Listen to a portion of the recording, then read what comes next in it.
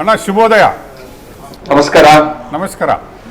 I think already celebration ಶುರು ಮಾಡಿಕೊಂಡಿದ್ದೀರಾ. I think BJP deserve that celebration also. Election fight ಮಾಡಿದ್ದು win ಆಗೋದು it is not easy. ಅದು ಕೂಡ ಡೆಲ್ಲಿಯಲ್ಲಿ ಎಲೆಕ್ಷನ್ ಫೈಟ್ ಮಾಡೋದು ಅರವಿಂದ್ ಕೇಜ್ರಿವಾಲ್ ಎದುರುಗಡೆ ಅಷ್ಟೊಂದು ಈಸಿಯ ಕೆಲಸ ಆಗಿರಲಿಲ್ಲ. ಬಟ್ ಹಿಯರ್ ಈ ಚುನಾವಣೆಗೆ ಬಂದಾಗ ಬಿಜೆಪಿ ಕಳೆದ ಲೋಕಸಭೆಯಲ್ಲಿ ಮಾಡಿದಂತಹ ತಪ್ಪುಗಳನ್ನು ಮಾಡದೆ ಹರಿಯಾಣದಿಂದ ತಿದ್ದುಕೊಂಡು ಶುರು ಮಾಡಿದ ಬಿಜೆಪಿ ಮಹಾರಾಷ್ಟ್ರದಲ್ಲಿ ಅದೇ ತಪ್ಪುಗಳನ್ನು ತಿದ್ದುಕೊಳ್ತು. ಈಗ ದೆಹಲಿಯಲ್ಲಿ ಅದೇ ತಪ್ಪುಗಳನ್ನು ತಿದ್ದುಕೊಂಡ ಬಿಜೆಪಿ ಪುನಃ ದಿಲ್ಲಿಯ ಗದ್ದುಗೆಯನ್ನು ಪಡೆಯುವತ್ತ ಹೊರಟಿದೆ. ಮೋದಿಯ ಫೇಸ್ ವ್ಯಾಲ್ಯೂ ಒಟ್ಟಿಗೆ ಹೊರಟಂತಹ ಬಿಜೆಪಿ ಹಿಂದುತ್ವವನ್ನು ಇಲ್ಲಿ ಕೂಡ ವೋಟ್ಗಳನ್ನು ಅಕ್ಯುಮುಲೇಟ್ ಮಾಡೋದ್ರಲ್ಲಿ ಸಕ್ಸಸ್ ಆಯಿತು. ಮೋದಿಯವರ ಪುಣ್ಯ ಸ್ನಾನದಿಂದ ಹಿಡಿದು ಕುಂಭಮೇಳದ ಸಕ್ಸಸ್ಫುಲ್ ಏನಿದೆ ಈವೆಂಟ್ ಇದೆ ಅದನ್ನು ಮಾತ್ರ ಅಲ್ಲ, ಮೋದಿಯವರ budget last minute master stroke budget ಏನಿತ್ತು, ನಾವು ಆಲ್ವೇಸ್ ಮೋದಿಯವರನ್ನು ಹೇಳಿದಾಗ ಮಾಸ್ಟರ್ ಸ್ಟ್ರೋಕ್ ಕೊಡ್ತಾರೆ, ಗಿಮಿಕ್ ಮಾಡ್ತಾರೆ ಅಂತ ಏನು ಹೇಳ್ತಾರೆ, ಅದರಲ್ಲಿ last minutes budget of 12 lakhs exemption ಏನಿದೆ ಮೋದಿಯವರ ಕಡೆಗೆ ಎಂಟೈರ್ ಮಿಡಲ್ ಕ್ಲಾಸ್ ಫ್ಯಾಮಿಲಿ ಏನಿದೆ ಟ್ಯಾಕ್ಸ್ ಪೇಯರ್ ಇದೆ ಅವರನ್ನು ಕರ್ಕೊಂಡು ಬರುವಂಗೆ ಮಾಡ್ತು. ಈ ಪುಣ್ಯ ಸ್ನಾನ ಏನಿದೆ ಅದನ್ನು ಹಿಂದೂ ವೋಟರ್ಸ್ಗಳನ್ನು ಸೆಳೆಯುವಲ್ಲಿ ಒಂದು ಪಾತ್ರವಾಯಿತು.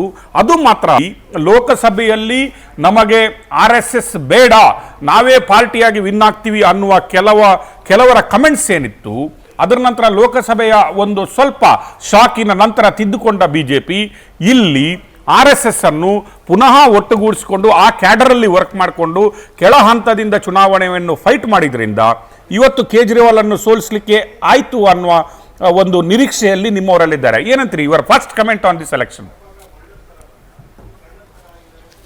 ಒಂದು, ಭಾರತೀಯ ಜನತಾ ಪಾರ್ಟಿ ಕೇವಲ ಚುನಾವಣೆಗಾಗಿಯೇ ನೀತಿ ನಿರೂಪಣೆಯನ್ನು ಮಾಡೋದಿಲ್ಲ. ಚುನಾವಣೆ ಗೆಲ್ತೀವಿ ಸೋಲ್ತೀವಿ ಅದು ಪ್ರಶ್ನೆ ಬೇರೆ. ನಾವು ರಾಷ್ಟ್ರ ನಿರ್ಮಾಣಕ್ಕೆ ಅದಕ್ಕೆ ಬೇಕಾಗಿರ್ತಕ್ಕಂಥ ನೀತಿಯನ್ನು ಭಾರತೀಯ ಜನತಾ ಪಾರ್ಟಿ ಹೇಳ್ತಾನೆ ಬಂದಿದೆ ಮತ್ತು ಅನುಷ್ಠಾನ ಮಾಡ್ತಾ ಬಂದಿದೆ. ಬಜೆಟ್ ಕೊಡ್ತಕ್ಕಂಥದ್ದು ಭವಿಷ್ಯದ ಭಾರತವನ್ನು ನಿರ್ಮಾಣ ಮಾಡೋ ದೃಷ್ಟಿಯಿಂದ ಯೋಜನೆಗಳನ್ನು ರೂಪಿಸೋದಕ್ಕೆ, ಚುನಾವಣೆ ಗೆಲ್ಲೋದಕ್ಕೋಸ್ಕರ ಮಾತ್ರ ಅಲ್ಲ. ಒಂದು ಚುನಾವಣೆಯಲ್ಲಿ ಗೆಲ್ತೀವಿ, ಒಂದು ಚುನಾವಣೆಯಲ್ಲಿ ಸೋಲ್ತೀವಿ. ದೆಹಲಿ ಮಟ್ಟಿಗೆ ಹೇಳೋದಾದರೆ ನಾವು ನಿರಂತರವಾಗಿ ಪಾರ್ಲಿಮೆಂಟ್ನಲ್ಲಿ ದೆಹಲಿ ಜನ ನಮ್ಮನ್ನು ಗೆಲ್ಲಿಸ್ತಾನೆ ಬಂದಿದ್ದಾರೆ. ಆಮ್ ಆದ್ಮಿ ಪಾರ್ಟಿ 70ಕ್ಕೆ 67 ಸೀಟ್ ಪಡೆದುಕೊಂಡಾಗಲೂ ಕೂಡ 7 ಪಾರ್ಲಿಮೆಂಟ್ ಸೀಟ್ನ ಭಾರತೀಯ ಜನತಾ ಪಾರ್ಟಿ ಗೆಲ್ಲಿಸಿದ್ರು. ಆದರೆ ಜನನೂ ಕೂಡ ಭಿನ್ನವಾಗಿ ಲೋಕಸಭೆಗೆ ಮತ್ತು ವಿಧಾನಸಭೆಗೆ ಭಿನ್ನವಾಗಿ ಆಲೋಚನೆ ಮಾಡಿ ಮತ ಹಾಕ್ತಾರೆ ಅನ್ನೋದು ಇದರಿಂದ ಸ್ಪಷ್ಟವಾಗುವಂಥ ಸಂಗತಿ.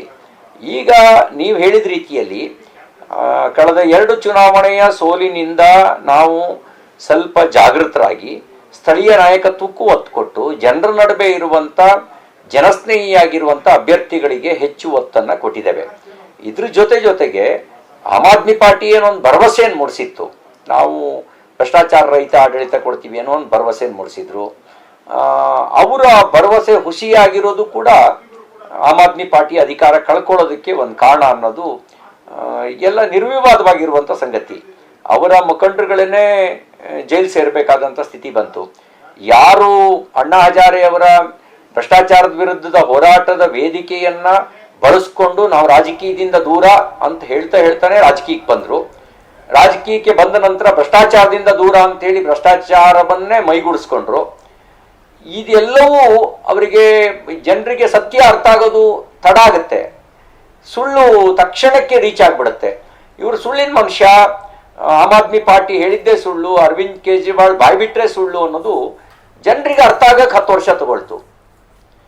ಹಾಗಾಗಿ ನನಗನ್ಸೋ ಪ್ರಕಾರ ಎಲ್ಲದರ ಒಟ್ಟು ಮೊತ್ತವಾಗಿ ನರೇಂದ್ರ ಮೋದಿಯವರ ನಾಯಕತ್ವ, ನಮ್ಮ ಸರ್ಕಾರದ ನೀತಿ, ಅದು ಬಜೆಟ್ ಇರ್ಬೋದು, ಅದು ನಮ್ಮ ಪಕ್ಷ ಸ್ಥಳೀಯವಾಗಿರುವಂಥ ನಾಯಕತ್ವವನ್ನು ಗುರುತಿಸಿದ್ದು, ಜೊತೆಗೆ ಆಮ್ ಆದ್ಮಿ ಪಾರ್ಟಿ ಜನರ ವಿಶ್ವಾಸವನ್ನು ಕಳ್ಕೊಂಡಿರೋದು, ಎಲ್ಲವೂ ಸೇರಿ ರಾಜಕೀಯ ಫಲಿತಾಂಶ ಬರೋದಕ್ಕೆ ಮುನ್ನಡೆ ಆಗೋದಕ್ಕೆ ಕಾರಣ ಆಗಿದೆ ಅಂತ ಅನಿಸುತ್ತೆ.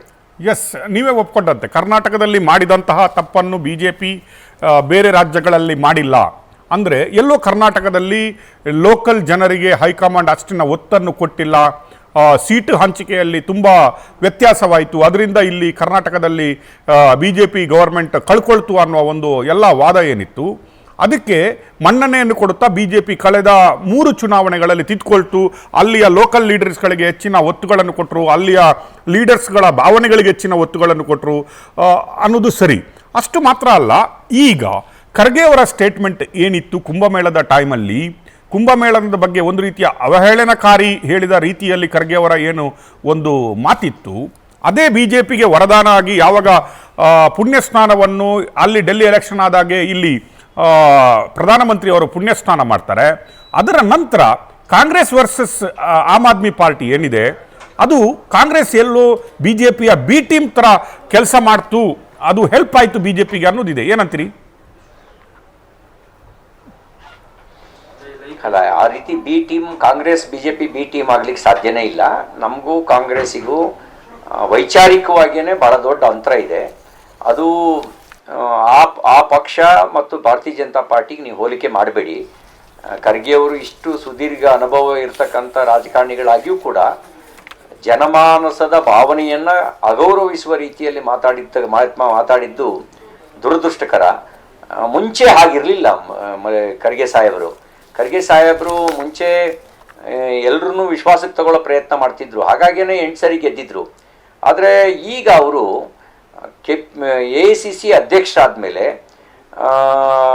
ಅವರು ಒಂದು ರೀತಿ ರಾಜಕೀಯ ಗುಲಾಮಗಿರಿಯ ಮಾನಸಿಕತೆಗೆ ಬಂದ್ಬಿಟ್ಟಿದ್ದಾರೆ. ಅವರು ಜನರ ಭಾವನೆ ಏನು ಅಂತ ಗೌರವಿಸೋದಕ್ಕಿಂತ ಅವರ ನಾಯಕರಿಗೆ ಪ್ರಿಯ ಆಗೋ ರೀತಿಯಲ್ಲಿ ಮಾತಾಡ್ತಾರೆ. ಅವರ ನಾಯಕರು ಹೇಳಿ ಕೇಳಿ ಅವರು ಈ ನಮ್ಮ ಭಾರತೀಯ ಸಂಸ್ಕೃತಿಯ ಬಗ್ಗೆ ಅರ್ಥ ಮಾಡ್ಕೊಳ್ಳದೆ ಇರ್ತಕ್ಕಂಥ ನಾಯಕತ್ವ ಅವ್ರ ನಾಯಕತ್ವ, ಶ್ರದ್ಧೆ ಇಲ್ಲದೆ ಇರ್ತಕ್ಕಂಥ ನಾಯಕತ್ವ ಅವ್ರ ನಾಯಕತ್ವ. ಹಾಗಾಗಿ ಅವ್ರಿಗೆ ಖುಷಿ ಪಡಿಸೋದಕ್ಕೆ, ತನ್ನ ಕುರ್ಚಿ ಉಳಿಸ್ಕೊಳ್ಳೋಕ್ಕೆ ಅವ್ರಿಗೆ ಖುಷಿ ಪಡಿಸೋ ರೀತಿಯಲ್ಲಿ ಮಾತಾಡಿ ಜನ ವಿರೋಧವಾಗಿ ವರ್ತನೆ ಮಾಡ್ತಾ ಇದೆ ಕಾಂಗ್ರೆಸ್ ಪಾರ್ಟಿ. ಅದಕ್ಕಾಗಿ ಶೂನ್ಯ ಸಂಪಾದನೆ, ದೆಹಲಿನಲ್ಲಿ ಅವ್ರ ಸಂಪಾದನೆ ಏನು ಅಂತ ಹೇಳಿದ್ರೆ ಶೂನ್ಯ ಸಂಪಾದನೆ. ಇದಕ್ಕೆ ಹೊಣೆ ಯಾರು ಹೊತ್ಕೋಬೇಕು? ಖಂಡಿತ ರಾಹುಲ್ ಗಾಂಧಿ ಹೊಣೆ ಹೊತ್ಕೊಳ್ಳಲ್ಲ. ಇದಕ್ಕೆ ಹೊಣೆ ಯಾರು ಹೊತ್ಕೊಳ್ಬೇಕು? ಸೋನಿಯಾ ಗಾಂಧಿ ಹೊಣೆ ಹೊತ್ಕೊಳ್ಳಲ್ಲ, ಪ್ರಿಯಾಂಕಾ ಗಾಂಧಿ ಹೊಣೆ ಹೊತ್ಕೊಳ್ಳಲ್ಲ, ಖರ್ಗೆ ಅವರಿಗೂ ಧೈರ್ಯ ಇಲ್ಲ ಹೊಣೆ ಹೊತ್ಕೊಳ್ಳೋದಕ್ಕೆ. ಎಸ್, ಇನ್ನೊಂದು ಕ್ವಶನ್ನು, ಮೋದಿಯವರು ಕಾಮನ್ ಪರ್ಸನ್ CM ಆಗಿ ಗುಜರಾತಲ್ಲಿ ಬರ್ತಾರೆ.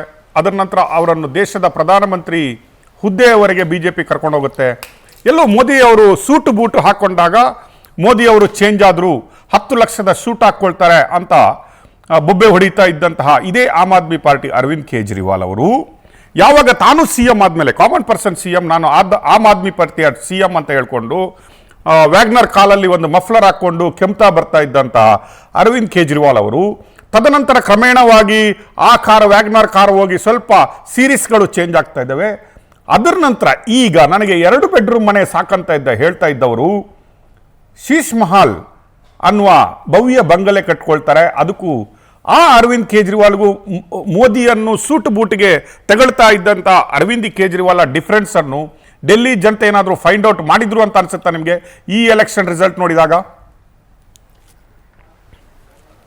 ಅಲ್ಲ, ನಿಮಗೆ ಹಗರಣಗಳ ಮೇಲೆ ಹಗರಣಗಳು, ಈ ಲಿಕ್ಕರ್ ಗೇಟ್ ಹಗರಣ ಆಯಿತು, ಹೆಲ್ತ್ ಡಿಪಾರ್ಟ್ಮೆಂಟ್ನಲ್ಲಿ ಹಗರಣ ಆಯಿತು. ಈ ಹಗರಣಗಳ ಮೇಲೆ ಹಗರಣ ಆದ ನಂತರ ಅವರು ಪ್ರಾಮಾಣಿಕ ಅಲ್ಲ ಅನ್ನೋದು ಜನರಿಗೆ ಮಂದಟ್ಟಾಗಿದೆ. ಪಾಪ್ಯುಲರ್ ಅಲ್ವಾ? ಪಾಪ್ಯುಲರ್ ಇದ್ದಾರೆ, ಜನಪ್ರಿಯ ಇದ್ದಾರೆ, ಆದರೆ ಭ್ರಷ್ಟ ಇದ್ದಾರೆ. ಹಾಗೇನೆ ತಾನು ಆಮ್ ಆದ್ಮಿ ಪಾರ್ಟಿ ಅಂತ ಹೇಳೋದು ಮುಖವಾಡ ಮಾತ್ರ. ಕಾರ್ಪೆಟ್ಗೆ ಲಕ್ಷ ಕಾರ್ಪೆಟ್ನ ಹಾಕೊಳ್ತಕ್ಕಂಥವ್ರು, ಕರ್ಟನ್ಗಳಿಗೆ ಕೋಟಿ ಖರ್ಚು ಮಾಡ್ತಕ್ಕಂಥವ್ರು, ಸೋಫಾ ಸೆಟ್ಗಳಿಗೆ ಕೋಟಿ ಖರ್ಚು ಮಾಡ್ತಕ್ಕಂಥವ್ರು, ಕಮಾಡ್ಗಳಿಗೆ ಲಕ್ಷದ ಕಮಾಡ್ಗಳು ಬೇಕು ಅಂಥೇಳಿ ಸೀಸ್ಮಾ ಅಲ್ಲಿಗೆ ಕಮಾಡ್ಗಳನ್ನು ಬದಲಾಯಿಸಿದವರು ಆಮ್ ಆದ್ಮಿ ಪಾರ್ಟಿ ಅಂತ ಹೇಗೆ ಹೇಳ್ಕೊಳಕ್ ಸಾಧ್ಯ? ಅಲ್ಲಿಗೆ ಅವ್ರದ್ದು ಮುಖವಾಡ ಮಾತ್ರ, ಜನರಿಗೆ ಮರಳು ಮಾಡುವ ಮುಖವಾಡ ಮಾತ್ರ. ಯಾವಾಗಲೂ ಸತ್ಯ ಹೊರಗೆ ಬಂದೇ ಬರುತ್ತೆ, ಮುಖವಾಡ ಕಳಚಿ ಬೀಳೇ ಬೀಳುತ್ತೆ. ಮುಖವಾಡ ಕಳಚಿ ಬಿತ್ತು, ಹಾಗಾಗಿ ಅವರೇ ತಿನ್ಕಾಡ್ತಾ ಇದ್ದಾರೆ. ಹಿನ್ನಡೆಯಲ್ಲಿದ್ದರು, ಈಗ 100-200 ವೋಟ್ನಲ್ಲಿ ತಿನ್ಕಾಡ್ತಾ ಇದ್ದಾರೆ. ಯಾಕೆ ತಿನ್ಕಾಡ್ತಾ ಇದ್ದಾರೆ ಅಂತಂದರೆ ಅವರ ಆಡಳಿತ ವೈಫಲ್ಯ, ಭ್ರಷ್ಟಾಚಾರ, ಸ್ವಜನ ಪಕ್ಷಪಾತ, ಈ ಕಾರಣದಿಂದ ತಿನ್ಕಾಡ್ತಾ ಇದ್ದಾರೆ. ಪ್ರಧಾನಮಂತ್ರಿ ಮೋದಿಜಿಯವರು ಯಾವತ್ತು ಗ್ಯಾರಂಟಿಗಳನ್ನು ವಿರೋಧಿಸಿಕೊಂಡು ಬಂದವರು. ದೇಶಕ್ಕೆ ನಾನು ಯಾರಿಗೂ ಗ್ಯಾರಂಟಿಗಳನ್ನು ಫ್ರೀಯಾಗಿ ಕೊಡ್ಲಿಕ್ಕೆ ಇಷ್ಟಪಡಲ್ಲ, ಅದು ದೇಶವನ್ನು ಆರ್ಥಿಕ ಅಧಪತನದತ್ತ ತಳ್ಳುತ್ತೆ ಅಂತ ವಾದ ಮಾಡ್ಕೊಂಡು ಬಂದಂತಹ ಮೋದಿಜಿಯವರು ಈಗ ಅರವಿಂದ್ ಕೇಜ್ರಿವಾಲ್ ಒಟ್ಟಿಗೆ ಕಾಂಪಿಟೇಷನ್ಗೆ ಇಳಿದ ರೀತಿಯಲ್ಲಿ ಡೆಲ್ಲಿಯಲ್ಲಿ ಮೋದಿ ಗ್ಯಾರಂಟಿಯನ್ನು ಅನೌನ್ಸ್ ಮಾಡಿದಾಗ ಈ ಎಲೆಕ್ಷನ್ ಟ್ರೆಂಡಲ್ಲಿ ಆ ಮೋದಿ ಗ್ಯಾರಂಟಿ ಬೇಕಿತ್ತಾ ಬಿಜೆಪಿಗೆ ಅನ್ನೋದು ನಿಮ್ಮ ಇದೇನದರಲ್ಲಿ? ನೋಡಿ, ಯುದ್ಧ ನೀತಿ ಬೇರೆ ಇರುತ್ತೆ. ನಾವು ಭಾರತವನ್ನು ಆತ್ಮನಿರ್ಭರ ಭಾರತ ಮಾಡಬೇಕು, ಬಡವರಿಗೆ ಬಲ ಕೊಡಬೇಕು ಅನ್ನುವ ದೃಷ್ಟಿಕೋನದಿಂದ ದೂರಗಾಮಿ ಯೋಜನೆಗಳನ್ನು ತಂದಿದ್ದೇವೆ. ಅದ್ರ ಜೊತೆಗೆ ರಾಜಕಾರಣವನ್ನು ಎದುರಿಸಬೇಕು. ರಾಜಕಾರಣದ ರೀತಿಯಲ್ಲೇ ಎದುರಿಸದೇ ಇದ್ರೆ ಅದರಿಂದ ಚುನಾವಣೆಲಾಗುವ ಹಿನ್ನಡೆಯನ್ನು ಗಮನದಲ್ಲಿಟ್ಕೊಂಡು ಯುದ್ಧ ನೀತಿಯ ಭಾಗವಾಗಿ ತಾತ್ಕಾಲಿಕ ಗ್ಯಾರಂಟಿಗಳನ್ನು ತಂದಿದ್ದೇವೆ. ತಾತ್ಕಾಲಿಕ ಗ್ಯಾರಂಟಿಯ ಜೊತೆಗೆ ಮೂಲಸೌಕರ್ಯಕ್ಕೂ ಒತ್ತು ಕೊಟ್ಟಿದ್ದೇವೆ.